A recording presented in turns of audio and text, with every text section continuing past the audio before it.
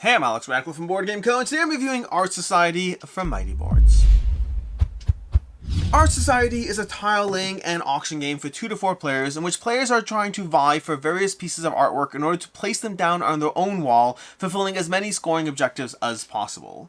Now in the game, what you're going to do is you're going to start with a hand of 20 auction cards. These are the little paddles that you're going to hold off an auction. I bid 1, you're not going to get that. You'll get something, but you're not going to get that.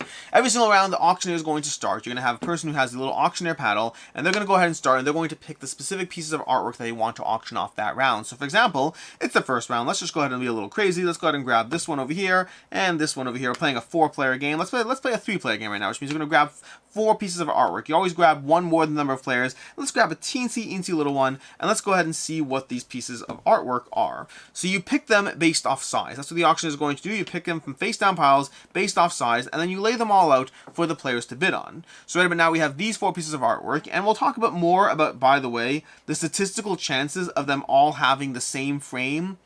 That is something precious. We're going to go ahead and switch this up a bit, just so, and they all have my matching frame. We're going to just swap that for that, just so you can see that there actually are different frames in the game, because it's an important concept in the game. So we have this frame over here. We have this frame, this one over here, which does not match those. We have these over here, which all match these. And then you're going to have the specific colors as well, which represent the type of art it is. You'll see a blue, a red, a yellow, and a green are the 4 types of artwork, and again, 4 different types of frame. From there, you're going to go ahead and take a look, and you're going to say, you know what? I want this art, or that art, whatever art you want. It's early game. Early game, I don't care. So I'm going to go ahead and start off with a nice little 2, and I'm going to bid a 2 for the pieces of art. Now, the problem is the other players are also all bidding. Let's pretend we have these as the other bids in play. It's a 3-player game. We have a 1, 2, and 5. Now, it's worth noting, all players have their own hand of bidding cards. I'm just like showing you for the sake of how to play. So we play a 1, 2, and 5 over here, which means I'm going to be the second person to pick. The first person is going to go ahead and pick. They're going to grab this nice chunky piece over here, and that's going to leave me with a choice of these 3. I ideally want matching frames. Matching frames are usually good, but you don't always want matching colors. Matching colors could be bad depending on the situation. We'll talk more about that in a second. I'm going to grab this. I'm going to put it down over here like so. And then let's pretend the last person goes ahead and takes this one, which leaves this. This is a yellow piece of art. The last remaining piece of art, we're going to flip it over. It's a 3. We're going to move the yellow up 1, 2, 3 to over 3. That's the current value. Yellow is currently the most in demand, but it is early game. Our 2 is going to be out of play, and the other numbers are going to come, well, the other numbers, everyone's numbers are going to be out of play. I'm just getting the 5 and the 1 back because I'm using my hand for bidding cards. And let's go ahead into the next round of cards. Next, the person passes, it goes to the next auctioneer, and we're going to again have players picking from the artwork. This over here goes to the yellow side of the museum off to the side. That's the piece of artwork that was not purchased. Next player goes, maybe they should go ahead and they're crazy. They're going to go with a 9 over here. They won't flip them until they see them all. We'll go with another giant 8 over here, and we'll go with a 4 and let's go with another 3. Let's see what happens. So we're going to flip these over here. We're going to see what we got. And we got all of these artworks. Now you can see there actually are different frames over here. Although I forgot one thing. Because of the matching frames, whenever you have matching frames, what you're going to do is we have one matching frame. So we'll grab any one of these pieces over here that has a 1, and we'll put it somewhere on our frame. Now you have to touch previously existing pieces whenever you put something down. So you're starting with your starter piece of artwork, which is going to be on one of these 2 stars or both. And then from there, you're building out from that starting piece of artwork in whatever directions you want. We'll talk more about scoring shortly though. But over there, we got one piece because we have a matching piece of artwork over there. So from there, we go ahead and we take a look. I don't know if I care about any of these that much. In fact, I really don't. So we're going to go ahead and bid a 1. Let's pretend I go last in this scenario over here. Someone else goes and picks this giant one over here. Someone picks this one. That leaves me with one of these over here. I'll just go ahead and drop this down over here like so. Yeah, let's drop this down like so. And we'll go ahead and have this over here. This is going to go to the discard over there. And blue is going to go up. Red is going to go up another 3 on that track. So red's going to go up 3. Whenever you would match, you go 1 lower. Meaning you cannot be on the same art. So it's going to go 1 lower over there. And we go to the next round. Next round, we have our 1 in play. Let's go ahead and figure out what's happening next. I'm going to go ahead and pick a large piece of artwork. It's my turn this time. I'm the auctioneer. And I'll just pick, you know what, I'm going to be boring. I'm going to pick all of these 4 exact 8s, which is going to deprive the rest of the exhibit any more of these types. But, you know, we're all getting the same size now. The question is what we're actually getting past that. Now, I really want this one. This one's actually really good for me. We'll explain more shortly why. So I'm going to go ahead and I'm going to bid a nice high.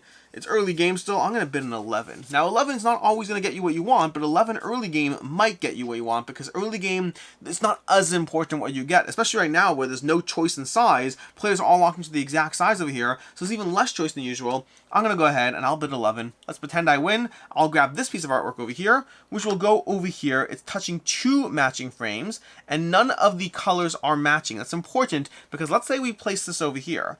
If you have a yellow touching a yellow, neither of those yellows will score. But we'll talk more about that in scoring. Right now, because they're touching 2 frames, I grab any one of these pieces with 2 tiles, and now I can place this somewhere on the board. And you know what? I'm going to go ahead and place it down here because I'm trying to build something down in this little region over here, and that's going to be that. These get snatched up, so we have this one, is going to be picked by another player. That's going to be picked, and red's going to go up, and this time red's going to go up by 8. That's going to jump from 2 to 10 over there, jumping up the value of red. Now this little puzzle on this will go over here to the red part of the museum over there, where players can possibly trade in for it. That's basically the sequence of the game. You have an auctioneer. The auctioneer picks the number of tiles equal to the number of players plus 1. Players bid on the tiles using their numbers over here. These numbers range from 1 to 20. You will use most of your numbers and you will never get them back. So you have to be careful about what you're trying to do, because trust me, there's going to be a time that you want that 20 because you want to lock in that exact perfect piece.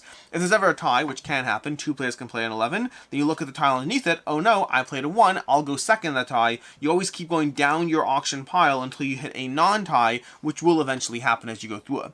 The way you're trying to score in this game is as follows. You're going to be scoring based on the final determination of the values of the painting. So let's just go ahead and let's fast forward a bit. Let's grab these over here. Let's pretend the end value was something like this over here. These are the end values of the various types of buildings, of the various types of art. To that end, every single red portrait over here will be worth 5 points. Every yellow's worth 4, every green's worth 3, and every blue's worth 2. So you are trying to control how the board's auction and market does move up based on the paintings you have in your display. So for example, I'm going to score nothing right now because I have no reds. I'll score a single yellow, 2 greens, and a blue, not the best endgame representation. The good news is you get points for other things. These little tokens over here, in addition to the fact they fill up your grid faster, which can help you, they're also worth points for the number of shields on them.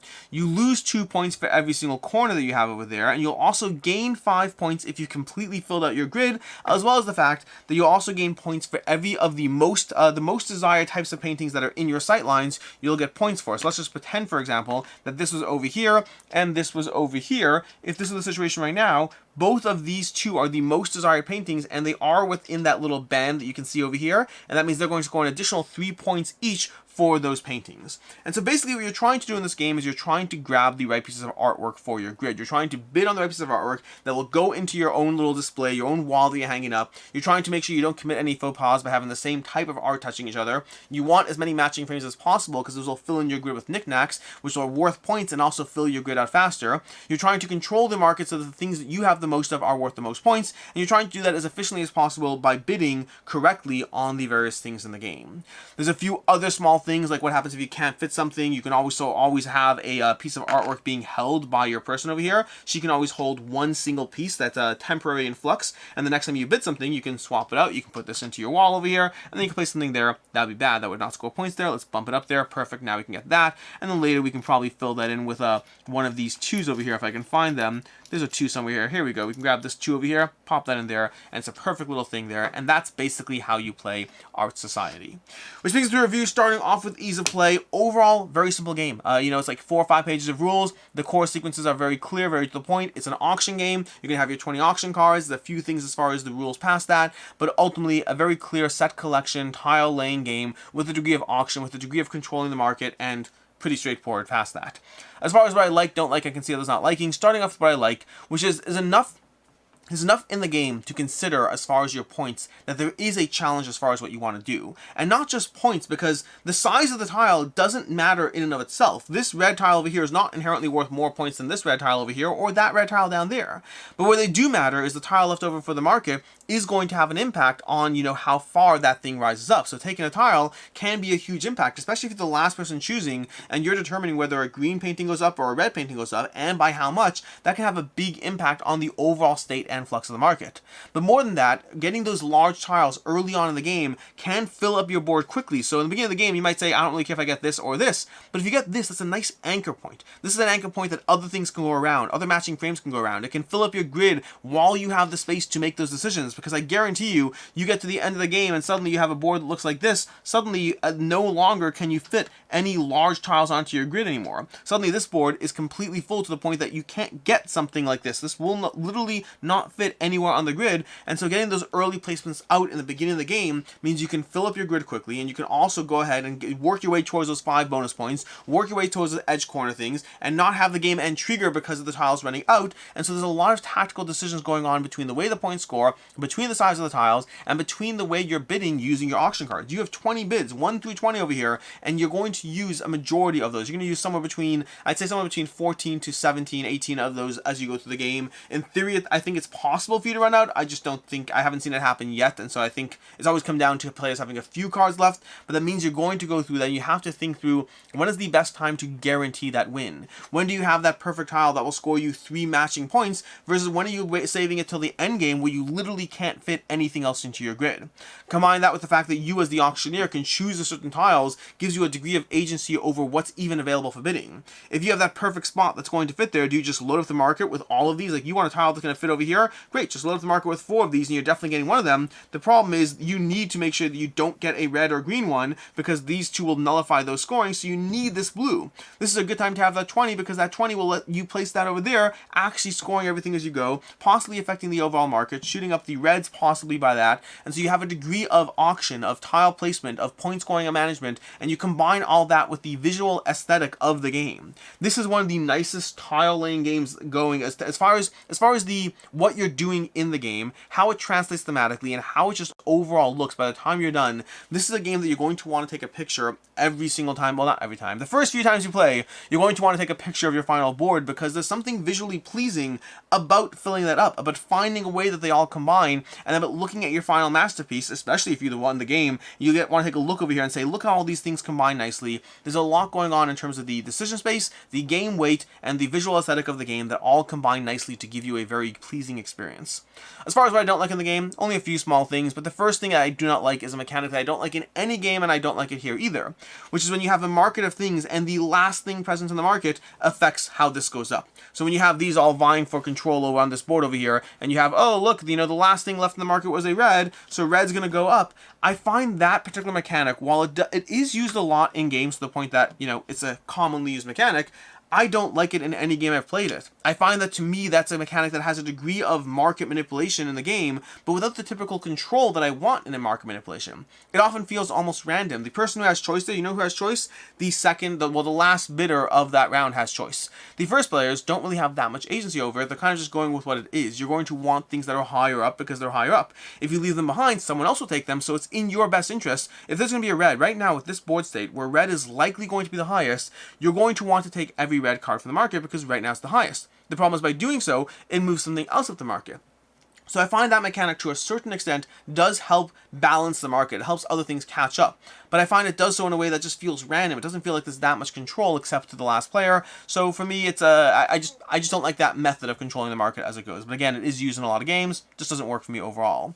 I'll say setup and tear down for this game can be a lot. You have all these tiles over here, all these markets. You have a beautiful insert. It's worth mentioning. This is the insert where you're going to store every single unique shape has its own divot there, which is a beautiful, nice little thing over there. And the boards, by the way, the boards have nice little ridged edges, which are fun as well. But ultimately, setup and tear down involves grabbing every single tile off your player board, putting it back into the market where it belongs, and that's true for both setup, which is not as bad. I'd say setup is usually shuffling, because every single one of these piles I'm going to want to shuffle from last game to see wherever I let off. But tear down is usually taking a whole bunch of grids, a whole bunch of portraits in the game, dumping these onto the board, and then just separating everything into its own individual pile. For a game that isn't that long, it's a slightly unnecessary amount of setup and tear down for the game.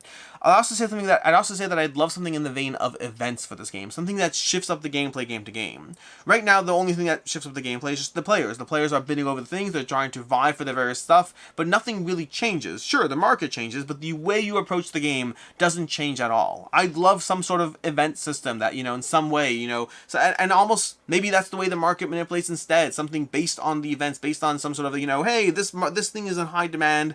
I don't even know what it would look like.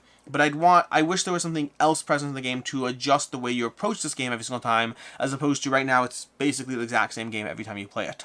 As far as what I can see others not like in the game, first of all, lack of control over the market in general. While I may not like the way the market is present, there's a certain degree of luck as you play through this, especially in the beginning of the game. Where at the beginning of the game, you have a starting portrait, plus you're going to vie for certain things that you don't yet have any clarity over how the market's going to evolve. So sure, congratulations, you won the game because early game you bought 2 yellows and I bought a red, and yellows actually went up in price, and there's no way I could have known that at the beginning of the experience, because there's not enough control over the market. And because there's a lack of control, that means that the early game luck of who took what might affect your sense of agency over playing through it. I'll also say, on a small minor note, that bumping the table can have an effect. You bump the table a little too much over here, and all these go a little bit out of alignment. Sure, there's a nice little ridged board, which is very nice, but doesn't do much to hold things in place, and so ultimately your table is a victim to getting a little bit knocked over. As far as final thoughts on Art Society, I overall enjoy this game. I think for me that the gameplay on its own is not necessarily, like for me, I'm going to give this a 4 out of 5. And I don't know if the gameplay on its own does that for me. Gameplay on its own is probably a 3.5 out of 5.